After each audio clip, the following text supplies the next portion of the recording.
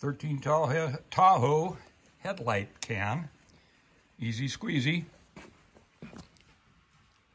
10 millimeter here, 10 millimeter here. Whatever silly millimeter this is, take that out, pop that out, pop that out. In there, there's another screw, slides into a tang on the headlight can. Loosen that up.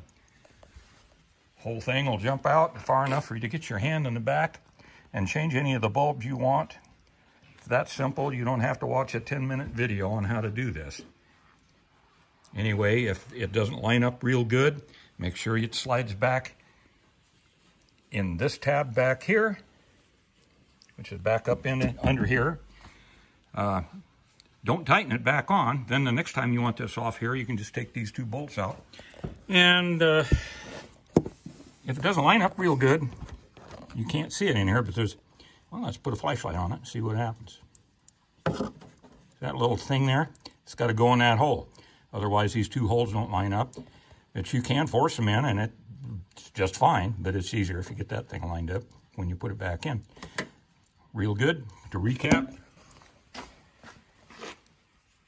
here, here, here, here, here, pull it back down, loosen one screw in there that's in a slot. When you put it back in, guide it in, do not tighten it back up. Then the next time you won't have to take that fender off.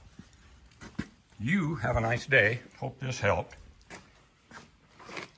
Under 2 minutes.